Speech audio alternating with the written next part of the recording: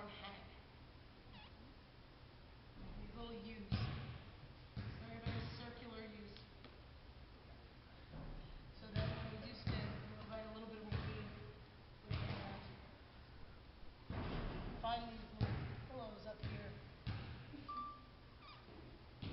And for me, I don't really use the horizontal plane and the vertical plane so much.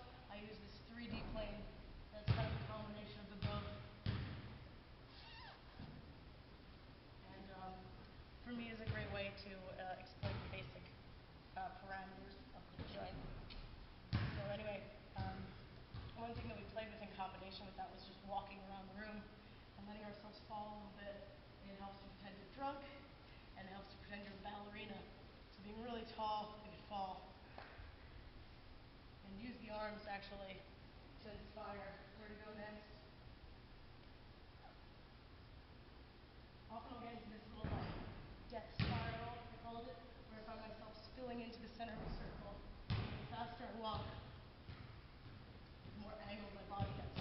And it does help to look away from the center of that circle. I feel like if I look into it, it kind of spins me around a bit.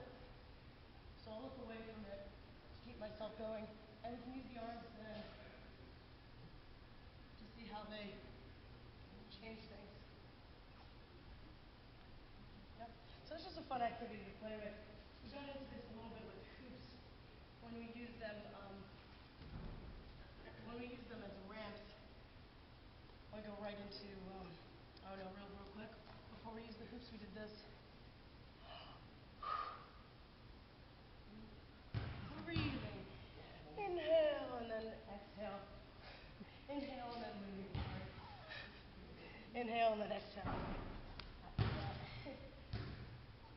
And this is a nice way that I'm drawing essentially an 8 with my arms, and that 8 of the arms is leading the momentum for me to walk in response to it. And if you take this going really far back behind, make a spin out of it. The back of the hand is really key. I'm going to do this with something I want to tell you guys real quick. It's my favorite thing ever. I'll warm up often by taking the back of my hand and just letting it free fall on the exhale. Really like, and it ends up lifting you up and drawing the inhale at the top.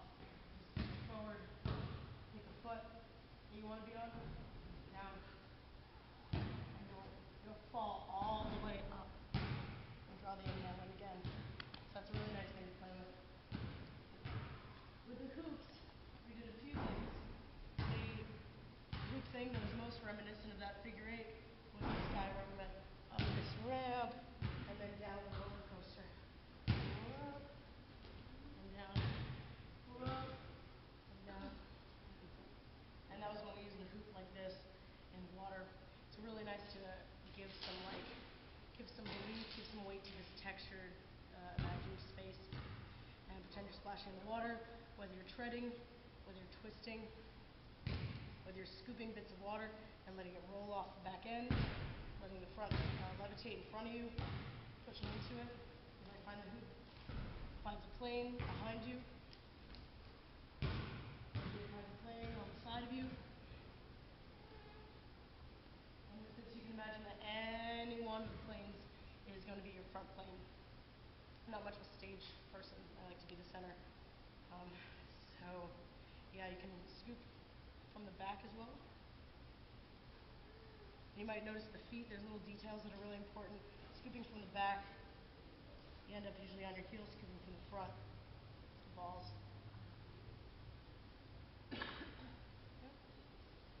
We did a smear, which is kind of like water, but it's touching your body. And the best tool I can use for that is a magnetic belt. I imagine that the hoop is metal, my belt is a magnet, and the hoop is sliding and smearing across that belt. The hands are fairly close together, and you don't want to hyperextend like this, because eventually you do want to be able to fall with it. I want the hoop to fall and find these waves. And from here, it's just going to be a little more boxy. Something useful with that, I'm going to use the mapping on the ground here. I think my body is a roundabout. the hoop can peel out. Let's say it peels out down the street and I step into it again, the magnetic belt is stuck to it. Around the circle. So you can peel out in any direction. And I swear to God, using that belt, you can sink away to make like barrel rolls, like really, really, really sore. Even if you then take off on your hands. It's just one foot after the next. Following with the direction of the coin. Yeah, I know I'm talking for a long time, but going with the direction of the rolling coin for me is very different than going against it. So you kind of see the difference? Yeah. It's a little less organic to go against it. Your back is going to go like this. Yeah, and you don't have to be inside of it, because then again, your back is going to this. Your body's lumping around in a circle. You know?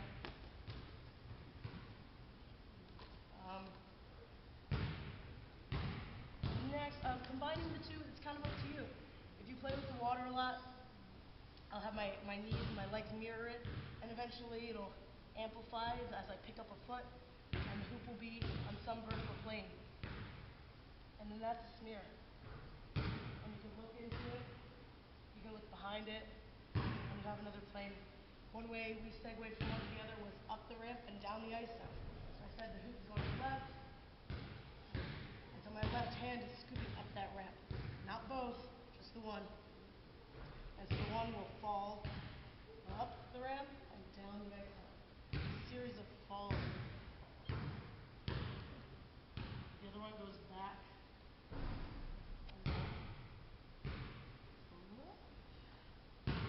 It's the same exact thing. It's going up the ramp and down the lane. Only it's one hand going up the ramp, down the ice zone. From there, I think from there we did the sequence, which was smear, weave, back of the hand, again, weave, ISO, and it rolls around that side. Very quick. It can be very boxy and succinct, or it can be very, very like slow with it and very water.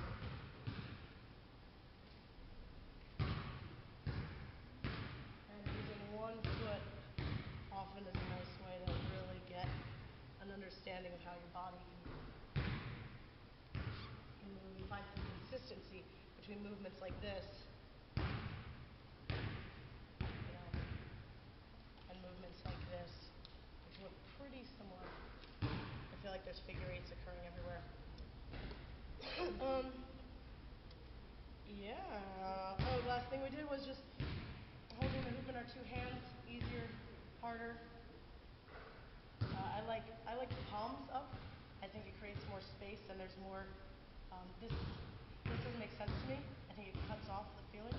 I'm trying to like really take in the imperfections of the hoop and really like absorb the nuances. So it's nice if you just feel it and present some challenges. You can stand on one foot. That might make those eights come out. You can put just one hand on it for a little while and see how you can recover. The balls of the feet are different than the heels. You can look at 12 to anchor the hoop. If I look at 1 o'clock and 2 o'clock, the hoop starts to go a little that way. You can level it out by looking at 11 and still a little bit that way. You can let the hoop ramp over and scoop underneath it. You can follow around. You can have it follow you. Just take a minute every once in a while to make it difficult on yourself and be comfortable getting to that point and being an explorer of what the hoop feels like and how your body wants to respond to it. I think that's like the leap between like somebody who's just hoops because they like hooping occasionally, it's good exercise, and somebody that really wants to kind of dig into that like explorative realm is when you're willing to go out of the box and try something that looks ridiculous at first. Because everything good came from ridiculousness, really, absolute absurdity, and nothing new looks good at first. So try playing with this and find some things that maybe the hoop falls forward and you can recover again. Maybe it falls to the side, you scoop under it. Maybe it falls back, you can scoop under it there. But just give yourself some options in general to play with what's esoteric and pair it with things that really, really sing to you. And you can find some neat ground between what you're very comfortable with and what you're not yet. No? What the hell else? What did I miss? Tell me something. I guess thank you guys. There's a great gym here. This floor is fucking stupendous.